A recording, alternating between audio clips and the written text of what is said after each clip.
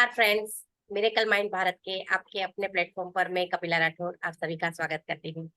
हमारे इस study circle में हम सेंट सीरीज संतों की कथाएं एक सीरीज स्टार्ट करे हुए हैं। तो वहाँ पे हमने बहुत सारे संतों के बारे में ज्ञान लिया और लास्ट कल से हम साईं बाबा के बारे में समझ रहे हैं। साईं बाबा की शिक्षाओं के बारे में पार्ट 1 कल हमने क्लियर किया।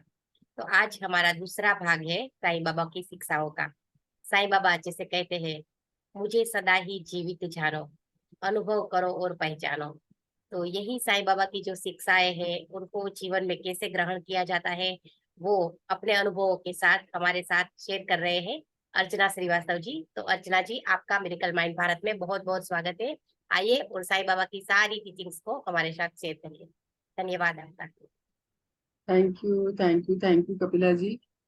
आपने मुझे ये मौका दिया, ये अपॉर्चुनिटी दी, इसके लिए हृदय से आपका धन्यवाद है, आभार है।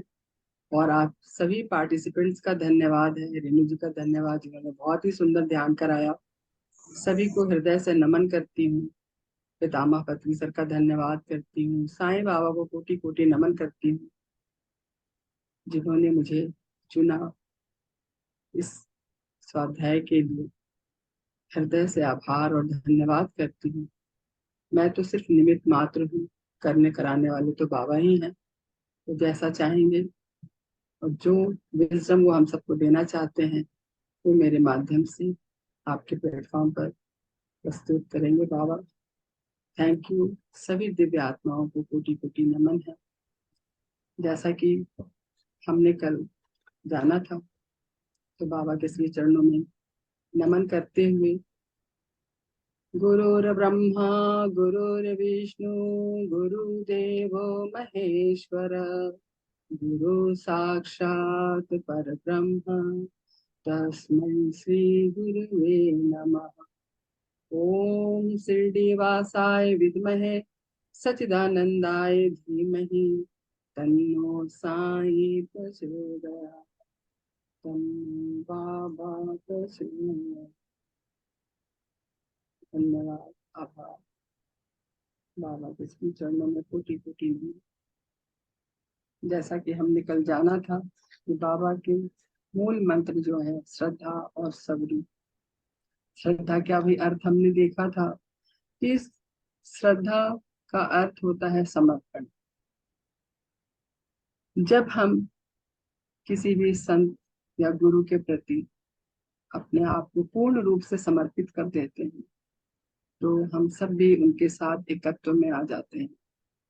क्योंकि बाबा भी यही कहते हैं कि मुझे सदा जीवित जानो, अनुभव करो और सत्य को पहचानो। श्रद्धा का अर्थ मानना नहीं, जानना, जो अनुभव के द्वारा जाना जाता है। तो सभी के जीवन में कोई ना कोई अनुभव अवश्य ही होते हैं, चाहे जिसे भी वो मानते हो। और सबसे अच्छी बात है कि जब हमारे जीवन में कुछ भी होता है तो हमें एक मार्गदर्शक की जरूरत होती है। बिना मार्गदर्शक के हम जीवन में आगे नहीं बढ़ सकते। इसीलिए देवी देवता का भी कहना यही है कि गुरु एक सीढ़ी की तरह होते हैं और उनका स्थान देवी देवता से भी ऊपर होता है, क्योंकि वो हमारे सच्चे मार्गदर्शक होते हैं, सच्चे पिता होते हैं, जो कि हमें जीवन में आगे कैसे बढ़ना है, कैसे जीवन को जीना है, वो सिखाते हैं। तो हम सबके जीवन में गुरु का बहुत ही महत्वपूर्ण स्थान होता है। और अभी गुरु पूर्णिमा का अवसर है। कल परसों में ही गुरु पूर्णिमा शुरू, मंडे को है, लेकिन पूर्णिमा के 2 दिन पहले से ही सेलिब्रेशन शुरू हो जाती है। तो मैं अपने आप को बहुत ब्लेस्ड मान रही हूँ कि मेरे गुरु, जिनको कि मैं हृदय से चाहती हूँ, उन्होंने मुझे ये मौका दिया। तो धन्यवाद करती हूँ। मैंने कभी ऐसा सोचा भी नहीं था, लेकिन ये चमत्कार हुआ मेरे लिए। मुझे बहुत ही अच्छा लगा, इस बात की मुझे खुशी भी है। तो माना जाता है ऐसा कि गुरु पूर्णिमा पर भगवान शिव ने सप्त ऋषियों को योग सिखाया था। गुरु पूर्णिमा का वह दिन है, मतलब गुरु पूर्णिमा वह दिन है जिस दिन भगवान बुद्ध ने सारनाथ में अपना पहला उपदेश दिया था। तो बहुत ही महत्वपूर्ण दिन है ये। और आपके गुरु चाहे कोई भी हो, सभी के को नमन है। कहते हैं कि जीवन में हमारे माता पिता भी हमारे गुरु हैं, प्रथम प्रणाम उनको। फिर हमने जिस जिस से जो जो चीज सीखा हो, चाहे वो कोई भी हो, एक मित्र भी हो सकते हैं, कोई भी हो सकते हैं, सगे संबंधी जो भी हैं, सभी का धन्यवाद और नमन है। क्योंकि जिससे भी हमें कुछ सीखने के लिए मिलता है वो हमारे जीवन में गुरु के बराबर ही है। तो कहते हैं कि बिना गुरु के जीवन में आगे बढ़ना कठिन है। श्री रामचंद्र जी भी अपने गुरु वशिष्ठ और कृष्ण जी भी अपने गुरु संदीपनी के शरण में गए थे। क्योंकि वो तो शुरू से कहते हैं ना, श्री कृष्ण को, जिन जो कि खुद ही भगवान है, लेकिन उन्हें भी गुरु की आवश्यकता पड़ी। रामचंद्र जी भी, पुरुषोत्तम मर्यादा रामचंद्र जी भी, उनको भी गुरु की आवश्यकता पड़ी। तो हम सब तो आम इंसान हैं। आप सोचो कि जीवन में हर एक सीढ़ी को चढ़ने के लिए हमें एक मार्गदर्शक की आवश्यकता होती है। और हम परमात्मा, जिस भी ईश्वर को मानते हैं, जैसे हमने अपने अपने, वैसे तो ईश्वर तो एक ही है, लेकिन सब में भगवान है। जब ध्यान में आते हैं तो ये भी सीखा हमने कि सभी के अंदर वो है, तो अब उस चीज से वो बरू भी हो रहे हैं। लेकिन फिर भी किसी के कोई इष्ट होते हैं, कोई देवी कोई देवता, जिसको भी वो मानते हैं, कहते उस सीढ़ी तक, उन तक पहुंचने का जो मार्ग है वो हमें गुरु ही बताते हैं। ये बहुत ही सिंपल सा चीज है कि हमारे जीवन में हमें किसी न किसी को गुरु के रूप में स्वीकार ही करना होगा। जब मेरे जीवन में साईं बाबा थे तो मैं फिजिकल गुरु को एक्सेप्ट नहीं कर पाती थी, कभी भी नहीं। तो जब मेरे जीवन में पृथ्वी सर आए तो मैंने सोचा कि मैं इनको कैसे अपना गुरु मानूं, क्योंकि बाबा ही मेरे सब कुछ है। तो मैं ना, मतलब एक मन में ये मेरे को था दुई के रूप में कि बाबा को मैं मानती हूँ। तो जीवन में यही पता था कि गुरु एक ही होते हैं। लेकिन ध्यान में और पितामह से जुड़कर ये भी पता चला कि गुरु एक नहीं अनेक होते हैं, जिससे कुछ सीखा। और हर गुरु से कुछ ना कुछ हमें सीखने को मिलता है, जिससे कुछ सीखने के लिए मिला वही हमारे जीवन में गुरु है। तो हमें सभी संतों को सुनना चाहिए, सभी गुरुओं, सभी को सुनना और सीखना है।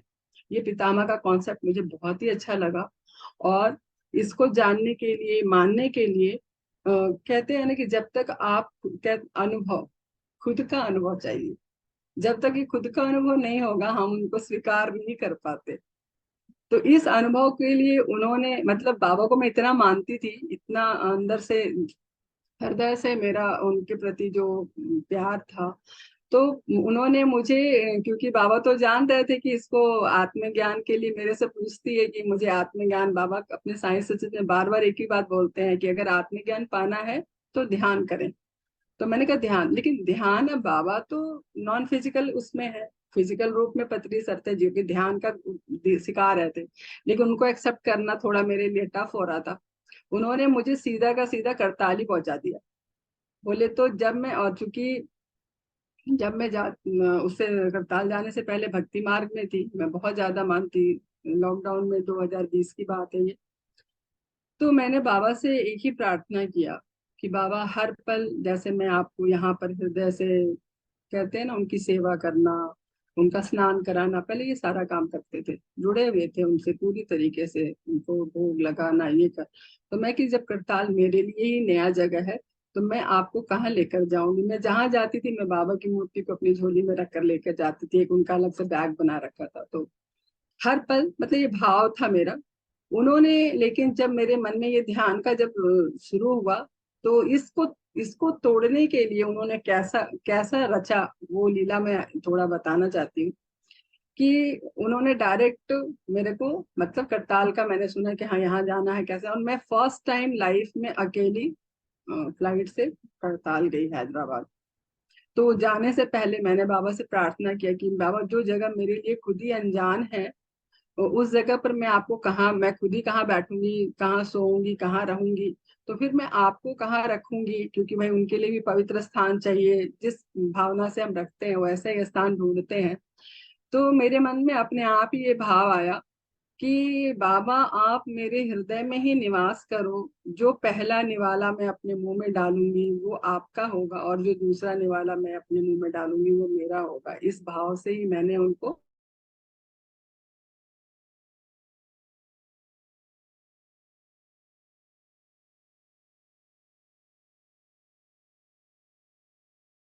सर ने करनूल में जहाँ मदर पिरामिड है, वहां भी सामने बाबा का मंदिर था। द्वारका माई जहाँ बाबा की उदी, जहाँ वो धुनी लगाते, वो था। और जब ओमकारेश्वर पिरामिड, जो 18 पिरामिड ओम के आकार में है, वहां भी अन्नदानम में बाबा बैठे। मतलब हर जगह बाबा ने मुझे ऐसा प्रमाण दिया, हर जगह, कि मैं और ये अलग नहीं है।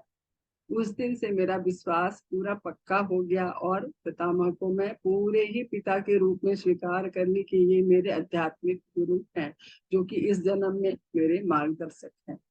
तो बहुत ही उनको नमन करती हूँ मैं। और वाकई में फिजिकल गुरु बहुत जरूरी होता है, लेकिन इस चीज का ज्ञान नहीं था जब पतंजलि सर से मिले, और जब बाबा का संदेश मुझे मिला डायरेक्ट इनडायरेक्ट में। और वहां जाने से पहले भी एक रात्रि में स्वप्न में आधा चेहरा मेरे बाबा का और आधा चेहरा पतंजलि सर का उन्होंने मुझे दिखाया कि हम अलग अलग नहीं है, हम एक ही हैं। ये भी मेरे लिए अनुभव में बहुत ही अच्छा आया। इसके लिए भी मैं उनका शुक्रिया अदा करती हूँ। और प्रेरणादायक मेरे हस्बैंड, तो मैंने ये भी देखा कि एक साइड में बाबा का चेहरा है और एक साइड में मेरे पति का चेहरा है, दोनों का एक साथ।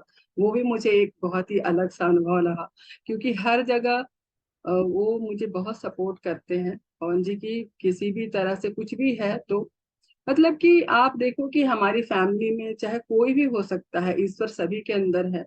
और हमारी आध्यात्मिक जर्नी में अगर कोई भी हमारी मदद कर रहा है, इसका मतलब है कि परमात्मा उसके माध्यम से हमारी जर्नी को आगे बढ़ा रहे हैं। तो बहुत ही सुंदर सा ये सफर रहा। और जीवन में गुरु की आवश्यकता है, इस चीज को पूर्ण रूप से स्वीकार किया मैंने भी, कि नॉन फिजिकल मास्टर के साथ फिजिकल मास्टर को भी होना कितना जरूरी है। तो यहाँ पर बाबा भी यही कहते हैं कि अध्यात्म के मार्ग पर आगे बढ़ने के लिए गुरु अति आवश्यक है। अगर हमारे साथ पथ प्रदर्शक है तो रास्ते आसान हो जाते हैं, क्योंकि जो आध्यात्मिक रास्ता है उसमें बहुत ही कठिनाइयां भी आती हैं, इतना सरल नहीं है यह रास्ता। तो उन्होंने इसको बताया कि सिंह और भेड़िए और खंदकों से रक्षा कर वे हमें सीधे हमारे निर्दिष्ट स्थान पर पहुंचाने में मदद करते हैं। तो बाबा ने अपने एक भक्त को उपदेश देते हुए बताया कि तुम चाहे कहीं भी रहो, जो इच्छा हो सो करो, परंतु यह सदैव स्मरण रखो कि जो कुछ तुम करते हो वह सब मुझे ज्ञात है। मैं ही समस्त प्राणियों का प्रभु और घट घट में व्याप्त हूँ। मेरे ही उदर में समस्त जड़ व चेतन प्राणी समाये हुए हैं। मैं ही चेतन प्राणी, मैं ही समस्त ब्रह्मांड का नियंत्रण करता हूँ और संचालन करता हूँ। मैं ही उत्पत्ति, स्थिति व संहार करता हूँ। मेरी जो भी उनकी उनकी भक्ति करते हैं जो लोग भी, उनको कोई हानि नहीं पहुंचा सकता। समस्त जंतु, चींटियां तथा दृश्यमान, परिवर्तनमान और अस्थायी विश्व मेरे ही स्वरूप हैं। जब मैं ये चीज उनके साइंस से इतने पढ़ती, मुझे इतने आंख से आंसू निकलते। कहते देखो, हर कण कण में परमात्मा है। लेकिन तब तो इस चीज का अनुभव नहीं था। जैसे जैसे ध्यान आया, ज्ञान आया, साइंस चीज को पढ़ते हुए, तो लगा कि हम कहाँ भटक रहे थे। और आत्मज्ञान क्या है? खुद को ही जानना, स्वयं को ही पहचानना। हम दुनिया को जानने का प्रयास करते हैं, लेकिन हम स्वयं को जानने का कभी प्रयास नहीं करते। हमेशा हम दूसरों को देखते रहते हैं कि दूसरों में क्या कमियां हैं, क्या उसके में खूबियां हैं, लेकिन हमारे अंदर क्या खूबी है, हमने कभी इस चीज को जानने का प्रयास नहीं किया। और बाबा इशारा करते इस चीज के लिए कि खुद को जानो, खुद को पहचानो। लेकिन क्या होता है कि हमारे अंदर इस चीज का मतलब ज्ञान नहीं होता, अज्ञानता। बस हम सिर्फ बाहरी दुनिया से जुड़ते हैं। तो वही कहते हैं कि आत्मज्ञान के लिए ध्यान बहुत आवश्यक है। पितामह भी यही बात कहते हैं कि ध्यान के बिना ज्ञान नहीं और ज्ञान के बिना मोक्ष नहीं। मोक्ष क्या है? ये आत्मज्ञान ही तो मोक्ष है। जब ज्ञान की प्राप्ति हो जाएगी, आपके जीवन से अंधकार तो बिल्कुल ही हट जाएगा। क्योंकि जो गुरु है वो हमारे जीवन में अंधकार को हटाकर प्रकाश को देते हैं। यही उनका सबसे बड़ा ये। तो कहते वो परमात्मा से भी, वो ईश्वर से भी, वो देवी देवताओं से भी बढ़कर हैं। तो कहते हैं यहाँ पर कि संतों का अवतार कार्य क्या है। तो भगवत गीता के ना 4थे अध्याय के श्लोक 7 और 8 में भी भगवान श्री कृष्ण कहते हैं कि जब जब धर्म की हानि और अधर्म की वृद्धि होती है, तब तब मैं अवतार धारण करता हूँ। धर्म स्थापना, दुष्टों का विनाश तथा साधु जनों के परित्राण के लिए। और मैं युग युग में जन्म लेता हूँ। साधु संत भगवान के प्रतिनिधि स्वरूप होते हैं। जो भी साधु संत होते हैं वो ईश्वर का ही रूप होते हैं, क्योंकि उनके माध्यम से ही ईश्वर कार्य कर रहे होते हैं। ये उपयुक्त समय पर प्रकट होकर अपनी कार्य प्रणाली द्वारा अपना अवतार कार्य पूर्ण करते हैं। और इसी तरह से बाबा भी समय पर, जब उनका समय आया, उन्होंने अवतार लिया और शिरडी में जाकर शिरडी वासियों को मदद करने के लिए बहुत से कार्य किए। और आप देखो, जब जैसे पत्रीसर बांसुरी बजाते, वैसे बाबा भी बांसुरी बजाते। जब बाबा की बांसुरी बजती, पूरी वातावरण, पूरी प्रकृति ध्यानस्थ अवस्था में हो जाती, आसपास के लोग भी मंत्र मुग्ध हो जाते। तो जब मैं पत्री सर को करताल में देखी तो मुझे भी ऐसा ही फील हो रहा था कि ये देखो, ये मेरे बाबा ही यहाँ पर बैठे हैं और बिल्कुल उसी रूप में, उसी फ्लो में। मतलब इतना आनंद आता, मतलब मैं झूमती, मैं कहती यार मैं स्वर्ग में आ गई हूँ। और वाकई में मतलब एक अलग ही आनंद, एक अलग ही अनुभूति। तो उस चीज के लिए शब्द नहीं होता। तो यहाँ पर कबीर दास का ना एक दोहा भी है कि कहते हैं ना कि सुखिया सब संसार है, खाए और सोए, दुखिया दास कबीर है, जागे अरु रोए। क्योंकि कबीर तो ये क्या कह रहे हैं, जो बिल्कुल मतलब प्रपंच में फंसे हैं, वो आराम से खा पी कर सो रहे हैं, वो संसार में अपना जीवन को व्यतीत कर रहे हैं। लेकिन कबीर को ये देखकर नहीं अच्छा लग रहा। वो ये कहना चाह रहे हैं कि कहाँ सो रहे हो, जिस आनंद को तुम सोच रहे हो कि मैं मौज में हूँ, वो आनंद नहीं है। तुम भटको मत, अपने आप से जुड़ो। तो ये चीज हमें, अगर हम कभी संत के संपर्क में आएंगे तो ही महसूस कर पाएंगे। सांसारिकता में तो नहीं पा सकते। प्रपंच में जब तक फंसे रहेंगे इसका हमें ज्ञान नहीं है। फिर एक और चीज मैं बताऊंगी, जैसे शिरडी में द्वारका माई है। द्वारका माई का भी बहुत महत्व है। ये बाबा वहां पर द्वारका माई में क्यों उदी लगा धुनी लगाते, है ना। तो शिरडी में जो द्वारका माई है उसका व्याख्या भी किया है उन्होंने साई सच्चरित्र में, कि भारतवर्ष का एक अस्थायी इतिहास है, जो स्कंद पुराण में, स्कंद पुराण एक ग्रंथ है, उसमें कि भाग 2 के पृष्ठ 10 में ये उद्धृत की गई है। एक श्लोक है, चतुर्वर्णामपि वर्गाणाम यत्र द्वाराणि सर्वतः अतो द्वारावतीत्युक्ता विद्व दिवस्तत्ववादिभिः। मतलब जो स्थान चारों वर्णों के लोगों को धर्म, अर्थ, काम और मोक्ष के लिए सुलभ, दार्शनिक लोग उसे द्वारका के नाम से पुकारते हैं।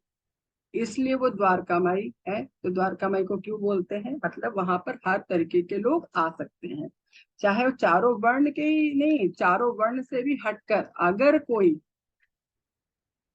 मतलब कि कोढ़ी है, कोई भी है, किसी भी तरह का, किसी भी प्रवृत्ति का व्यक्ति है, उसके लिए वो दरवाजा हमेशा के लिए और खुला है। और बाबा तो सभी का उद्धार करते हैं। तो शिरडी में बाबा की जो मस्जिद थी, केवल वो चारों वर्णों के लिए नहीं, बल्कि दलित के लिए, अस्पृश्य के लिए, और वहाँ एक भागोजी सिंधे नाम के व्यक्ति थे जो कोढ़ी थे, उन सब के लिए खुली हुई थी। और बड़ी प्रेम से उनकी सेवा करते थे, बड़ी लगन से करते थे। कभी वो किसी से घृणा नहीं करते थे, चाहे वो कैसा भी हो, क्योंकि बाबा तो ब्रह्म ज्ञानी थे, उनको सब पता था। और बहुत ही विनम्र, एकदम, मतलब उनको देखते ही लोग भी मंत्र मुग्ध हो जाते थे, जैसे ध्यानस्थ अवस्था में पहुंच जाते थे ऐसे। और बाबा ये एक चीज और कहते थे कि कभी भी, जैसे श्री कृष्ण भी ये बात को बोले हैं कि किसी भी भक्त को जो कि मुझे मानते हैं या ईश्वर को जो मानते हैं तहे दिल से, श्रद्धा और समर्पण के साथ, तो कहते हैं कि उनको, उनके घर अन्न और वस्त्र की ना कभी अभाव नहीं होगा। यह उनका आशीर्वाद है। और जो भी भक्त उनके शरण में आते हैं, उनके और अंतःकरण से उनका उपासना करते हैं, उनके कल्याण के लिए बाबा स्वयं चिंतित होते थे, स्वयं चिंतित होते थे। और कृष्ण भगवान ने भी गीता में यही समझाया है 18वें अध्याय का जो 66 श्लोक है उसमें कि चिंता ना करो, भोजन और वस्त्र के लिए अधिक चिंता ना करो, यदि कुछ मांगने की अभिलाषा है तो ईश्वर को ही मांगो। सांसारिक मान को उपाधियां त्याग कर इस कृपा मतलब ईश्वर की कृपा तथा अभय दान को प्राप्त करो और उन्हीं के द्वारा सम्मानित हो। सांसारिक साधनाओं से कुपथगामी मत बनो, अपने इष्ट को दृढ़ता से पकड़े रहो, समस्त इंद्रियों और मन को ईश्वर चिंतन में प्रवृत्त रखो। जब मैं ये लाइन पढ़ती इतना अंदर से भाव विभोर होती, क्योंकि हमेशा हम बाहरी दुनिया में ही उलझे होते थे। और जब मैं इस का करती थी स्वाध्याय, तब मैं ध्यान में नहीं थी, लेकिन इन सब बातों को सुन सुन करके पढ़ पढ़ करके ना इतना आत्मसात करती चली गई कि जीवन ने एक अलग ही रूप ले लिया, एक अलग ढंग से ही जीवन मुड़ गया। तो लगता था कि वाकई में बाबा तो बिल्कुल सही कहते हैं कि कहाँ हम प्रपंचों में फंसते हैं, क्योंकि ये दुनिया तो बनावटी दिखती है ना। आप जिसको प्रेम करते हो वो सोचता है इसके प्रेम में भी जरूर कुछ स्वार्थ है, चाहे आप निस्वार्थी कर रहे हो, लेकिन वो नहीं समझते इन चीजों को। क्योंकि जो आपके जैसा आज हम ध्यान कर रहे हैं और यहाँ जितने बैठे हैं लोग सब ध्यानी है, तो मेरे इस भाव का रिस्पेक्ट करेंगे। लेकिन जो ध्यान से नहीं जुड़े हैं वो क्या देखेंगे? वो तो यही देखेंगे, अरे बेवजह किसी को कोई प्यार ही नहीं करता, माँ अपने बच्चे को तो दूध ही नहीं पिलाती है, कोई प्रेम कहाँ से देगा, ये चीज। तो ये भाव को भी समझने के लिए हमारे अंदर वो चीज होना चाहिए। और जब हम ध्यान से जुड़े हैं तो हमें एक दूसरे का प्रेम कितना निस्वार्थ लगता है। हमें कभी ये मन में नहीं आता कि हाँ अगर कपिला जी ने मुझे फोन किया था उसका कुछ स्वार्थी होगा, कोई काम, ऐसा हम नहीं सोचते। हम कहते नहीं, हमारे आत्म बंधु हैं, हम सब सोल के लेवल पे हैं, तो ये उनका प्रेम है मेरे प्रति जो उन्होंने मुझे याद किया। तो ये एक भाव होता है। तो इसी तरह का भाव वो कहते हैं कि जीवन में अगर परमात्मा से प्रेम करना है तो ईश्वर को ही मांग लो, ज्यादा कुछ आवंडर बावंडर मांगने की जरूरत नहीं है। यहाँ मेरे बच्चे को कुछ कर दो, फलाने को दे दो, ढमकाने को दे दो, ये दे दो, वो दे दो।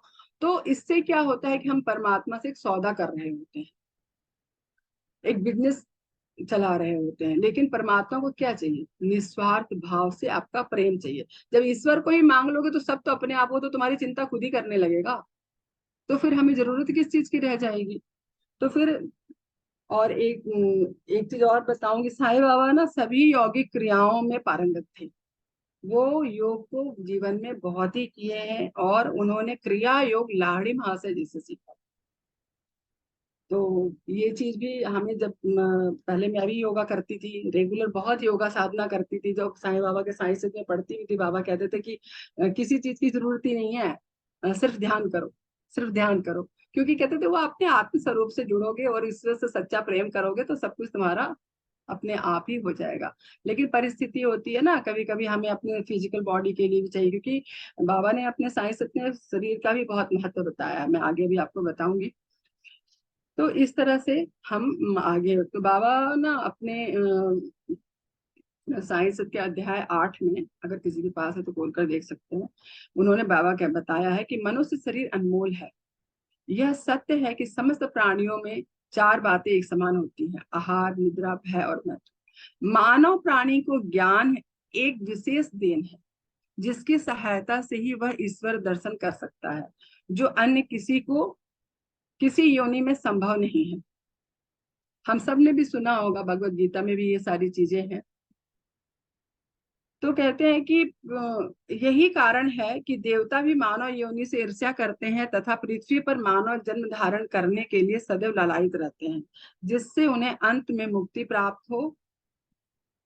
तो हमारे पत्री सर भी देखो यही चीज कहते हैं, ज्ञान के लिए स्वाध्याय करो, ध्यान करो, सज्जन सांगत्य करो, ध्यान करो, स्वाध्याय करो। जब स्वाध्याय हम करते हैं तो हमारा ज्ञान बढ़ता है। सोचिए कि मानव जीवन मिला है, अगर हम ज्ञान जितना अर्जित कर लें, अपने समय का सदुपयोग करें। पति से बोलते हैं ना कि हर एक मिनट का हमारा महत्व है, जीवन में हर एक पल का महत्व है। उसके लिए आप इतना ज्ञान अर्जित करो। तो पत्री सर ने 50,000 से ऊपर किताबें पढ़ी। आप सोचो, ऐसे ही थोड़ी वो ब्रह्म ऋषि थे। तो आप सोचो कि हमें हर सभी संतों ने भी यही सिखा रहे हैं, और पितामह का भी देखो जो कॉन्सेप्ट है ना, सबसे मिलता जुलता, कि नहीं, जीवन में ज्ञान कितना जरूरी है।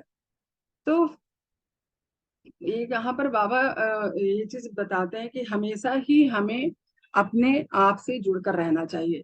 और वो ये भी चीज कहते हैं कि समस्त प्राणियों में ईश्वर का दर्शन करो। भगवत गीता में अध्याय 6 में भी 30वें श्लोक में कृष्ण ने यही बताया है। फिर बाबा का एक और कहना है कि जिस प्रकार नदी या समुद्र पार करते समय नाविक पर विश्वास रखते हो, उसी प्रकार का विश्वास हमें भवसागर से पार होने के लिए अपने सद्गुरु पर करना चाहिए। अगर ये विश्वास है तो आपका जीवन का नैया एकदम आराम से स्मूथली पार हो जाएगा। और बाबा ब्रह्म के सगुण अवतार थे, खुद वो ब्रह्म ज्ञानी थे।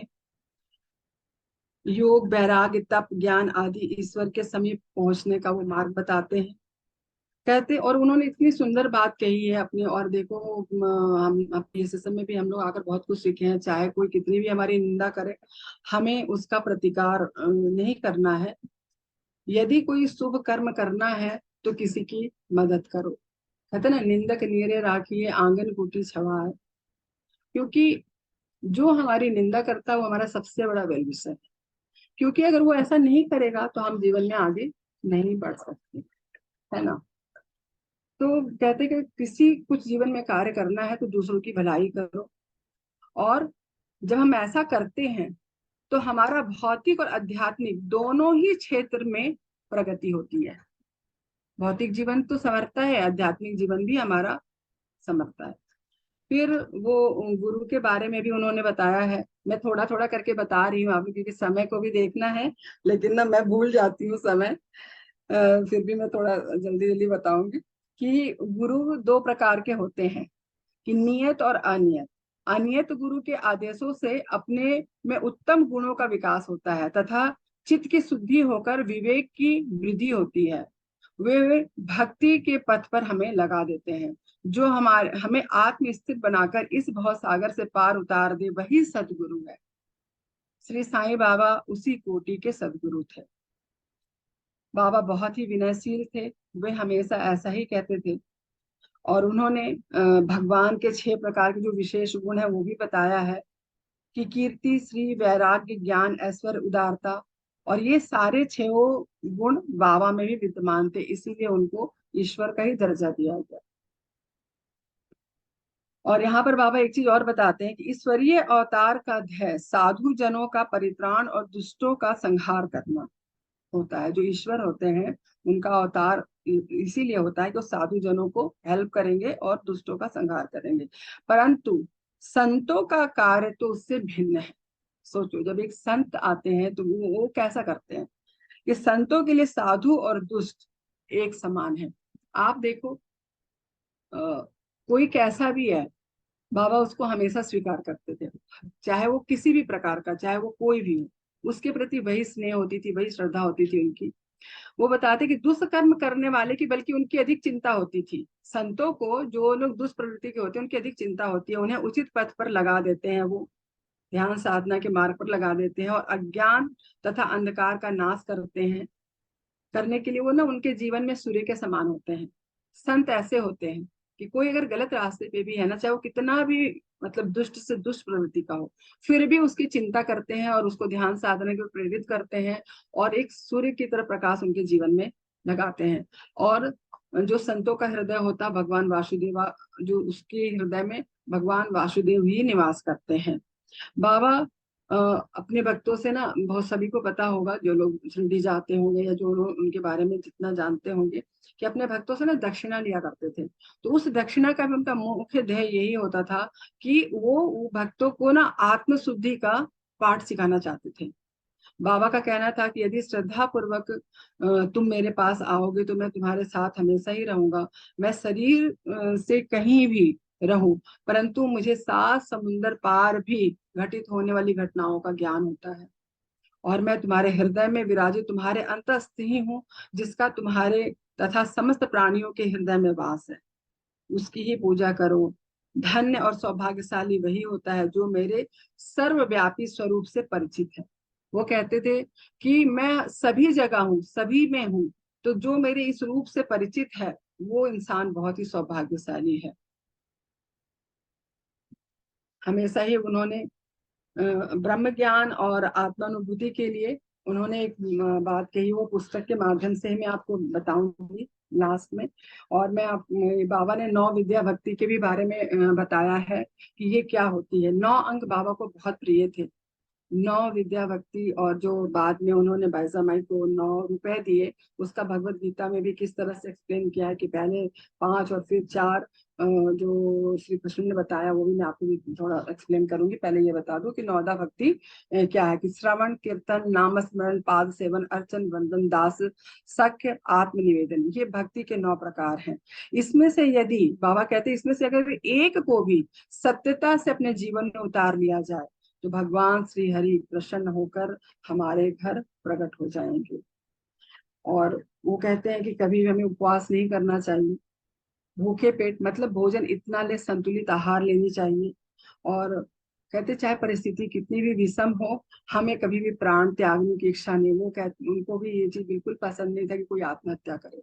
कहते कि अपने कर्मों को काटने के लिए अडिग रहो। और वो ये भी कहते हैं कि ईश्वर में जो विश्वास रखता है उसको पूर्व जन्म में भी विश्वास रखनी चाहिए, क्योंकि पूर्व जन्म के जितने भी हमारे कर्म होते हैं उसको बैलेंस करने के लिए हमारे जीवन में दुख परेशानियां आती हैं।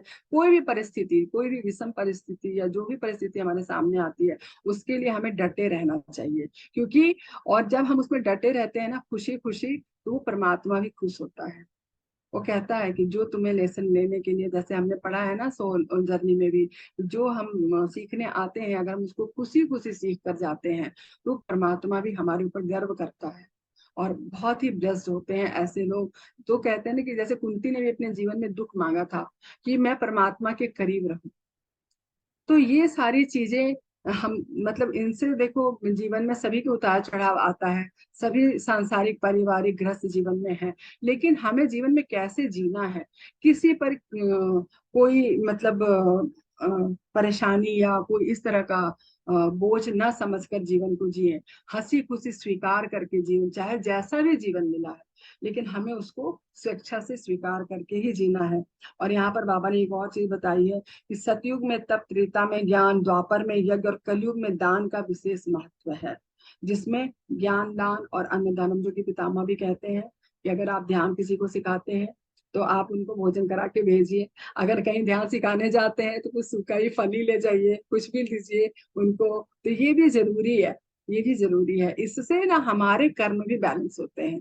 देखिए क्या है कि हम कितने भी बैग को लेके आए हैं, 10 अगर झोला लेके आए हैं तो वो 50 झोला बन के नहीं जाएगा। अगर 10 है तो उसमें से वो कम होता जाएगा जहां तक हमारे कर्म अच्छे होंगे। तो ये दान का बहुत ही महत्व है।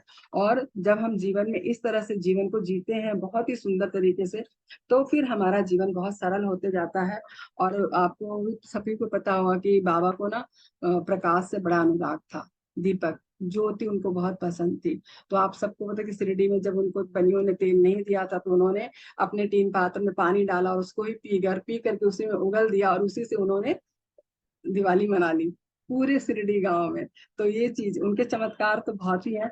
और मैं आपको एक चीज जो पीछे रह गया वो मैं आपको बताऊं, क्योंकि कुछ बहुत सारी चीजें हैं बताने के लिए, समय के साथ थोड़ा है, लेकिन फिर भी एक चीज, क्योंकि जीवन में हमें बहुत कुछ सीखना है।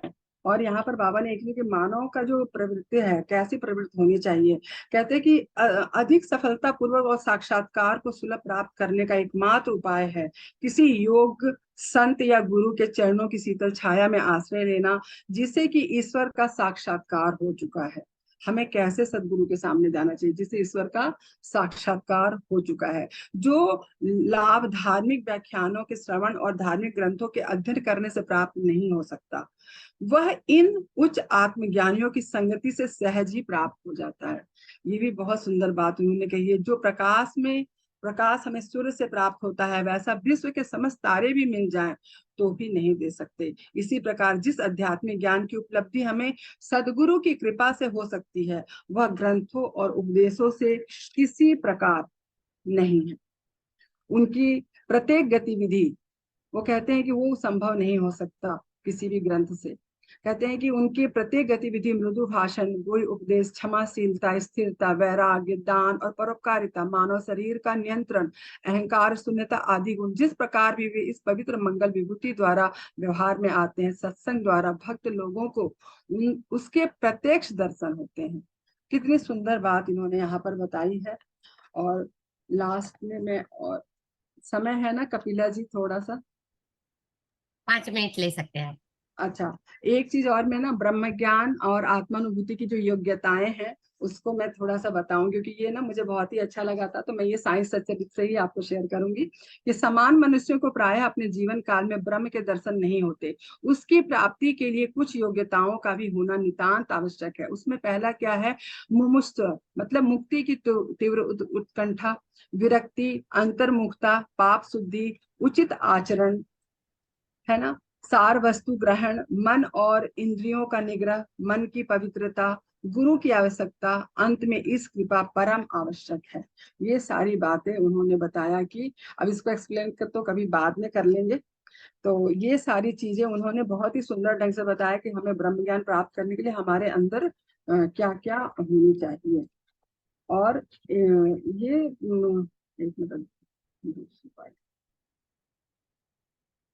और लास्ट में मैं बताऊंगी कि उन्होंने बोला कि जैसे समस्त प्राणियों में बाबा का जो वास होता है वो कैसे, कहते लक्ष्मीबाई एक उच्च कुलीन महिला थी। वे मस्जिद में बाबा को दिन रात सेवा किया करती थी।